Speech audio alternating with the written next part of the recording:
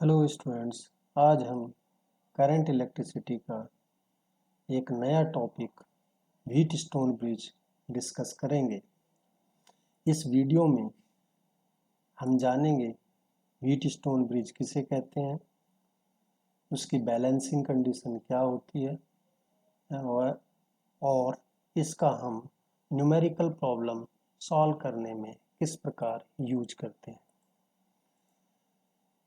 सबसे पहले जानते हैं कि व्हीट स्टोन ब्रिज क्या होता है।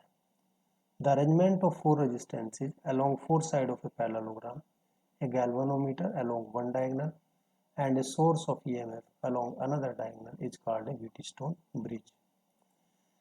Students, these are the four resistors which are connected along the four arm of a parallelogram, and a galvanometer G is connected along one diagonal BD. A source of current and a key is connected along another diagonal AC. So this arrangement of four resistances with a galvanometer and a source of current, it is called Wheatstone bridge. Balance condition of Wheatstone bridge. Students, if these four resistances are arranged in such a manner that no current flow through the galvanometer, then in this condition the bridge is called balance. Means if there is no current through the galvanometer, then bridge is called balance, and in the balance condition the ratio of P and Q will be equal to ratio of R and S. It means that if the ratio of resistance P and resistance Q is equal to ratio of resistance R and resistance S, then there will be no current through the galvanometer or through the diagonal BD. Proof of this balance condition. Let a Wheatstone bridge having four resistances P, Q, R and S, a galvanometer along diagonal BD, a source of current. Students, if the circuit is on, then the current will flow in the arm AB, in the arm BC, BD, AD and DC. Let the current in the arm AB is I1, in the arm AD that is I2, and in the arm that is BD is IG. So these are the currents. Now the current in the arm BC and in the arm DC we will find by using Kirchhoff's first law, applying at junction B and at junction D. At junction B, if we apply Kirchhoff's first law, then the current in the arm BC will be equal to I1 minus IG, and the current in the arm DC through the resistances will be equal to I2 plus IG. As here at junction B, I1 is current is coming through P, IG is going along the diagonal BD, so the remaining current I1 minus IG will flow through the resistance Q. At junction D, I2 is current is reaching through the resistance and IG through the galvanometer, and the sum of these two will flow through the resistances. So in this way the current through the resistance S is I2 plus S. Now we apply Kirchhoff's loop law, second law, in the closed loop A, B, D, A, which state that the sum of product of current and resistance in a closed loop is equal to total EMF acting in the loop. So here I1P is the product of current and resistance in the arm AB, I2G, IG multiplied by G, this is the product of current and resistance along the arm BD. Here capital G is the resistance of the galvanometer. I2R is the product of current and resistance in the arm AD. Here I2 is taken negative because the sense of flow of this current in this loop is opposite to I1. So it is taken as negative. In the same way, in the closed loop BCDB, we apply Kirchhoff's loop law. Here I1 minus Ig multiplied by Q minus Ig multiplied by G minus I2 plus Ig multiplied by S is equal to 0. In this arm, the current is I1 minus Ig multiplied by Q. In this arm, Ig into G. Here, the sense of direction of flow of current, this and this, in this closed loop is opposite. Here, the current I1 minus Ig is flowing in the clockwise direction, where in this loop, the current Ig is flowing in anti-clockwise direction. I2 plus Ig, this is also flowing in anti-clockwise direction in the loop. So, these two currents are taken negative. It is equal to total EMF. Now in this loop, closed loop, no cell is being used, so the total EMF acting in the loop, closed loop, is 0. So these are the two equations.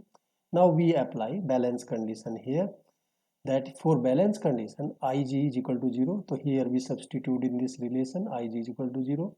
Here Ig is also 0, and equation 1 and in equation number 2, if we apply Ig is equal to 0, then equation 1 and 2 become. Equation 1 become I1P is equal to I2R, and equation 2 becomes I1Q is equal to I2S. Now divide these two equations. Then we got P upon Q is equal to R by S, as I1 cancel and I2 cancel. So we got the relation P by Q is equal to R by S. This is called balance condition of Wheatstone bridge. Students, अब हम जो है इस condition को numerical problem में हम किस प्रकार यूज करेंगे ये देखेंगे. एक एग्जाम्पल लेते हैं. एग्जाम्पल है the galvanometer in each of the two given circuit does not show any deflection. Find the ratio of resistance R1 R2 used in the circuit. तो in circuit number 1, as the current through the galvanometer is 0, so bridge is balanced, and as bridge is balanced, so therefore P by Q means 4 upon R1 will be equal to R by S, that is equal to 6 upon 9. So 4 upon R1 is equal to 6 by 9. Solve this one, we get R1 is equal to 6 ohm. Students, in circuit number 2, the galvanometer and the cell interchanged their positions. So if we interchange position of cell and galvanometer in the Wheatstone bridge, it will not affect the balance condition or balance point. So again we use the balance condition of the Wheatstone bridge, that is 6 ohm divided by 12 ohm is equal to R2 upon 8. And with the help of this relation, R2 will be equal to 4 ohm. Now R1 by R2 is equal to 6 upon 4, that is equal to 3 by 2. So this is the ratio of R1 and R2.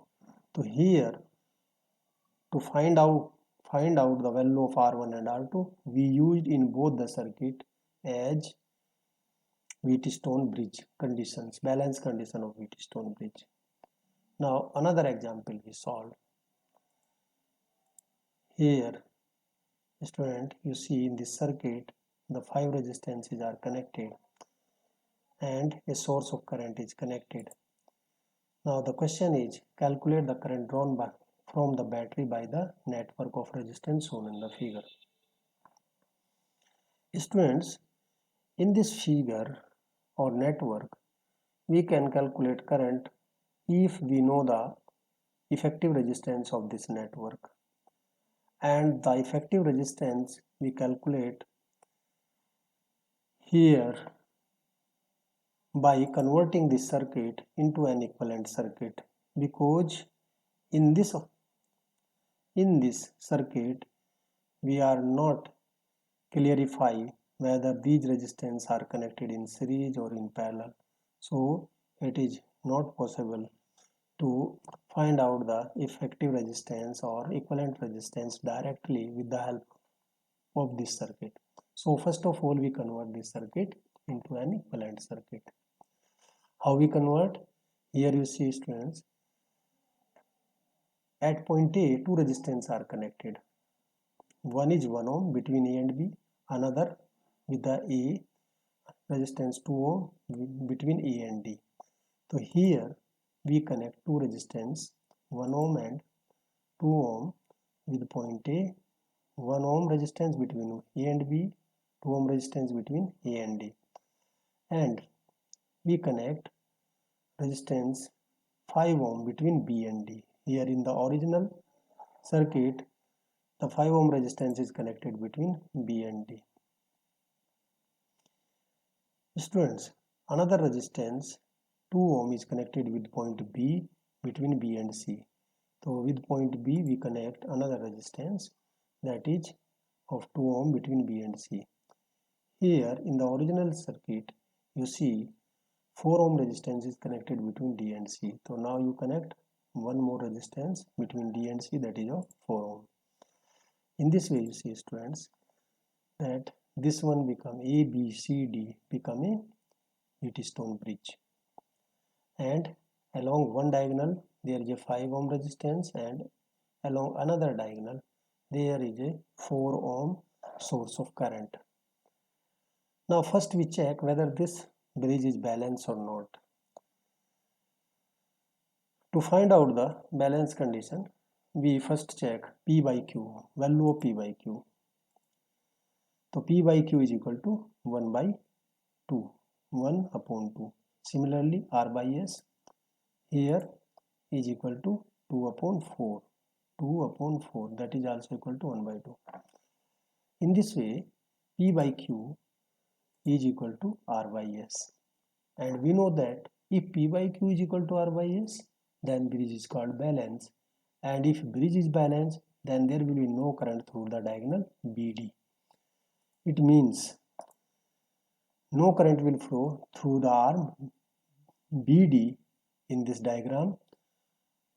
Therefore, this 5 ohm resistance will not affect the flow of current in this network. So we can remove this resistance from the circuit.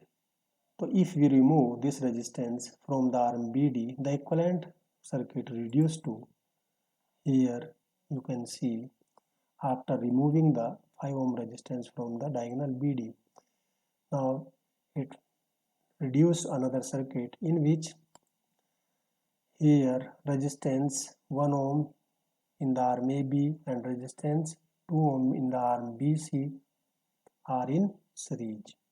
So we can easily find the effective resistance of these two by simply adding these two resistance. 1 plus 2 is equal to 3 ohm.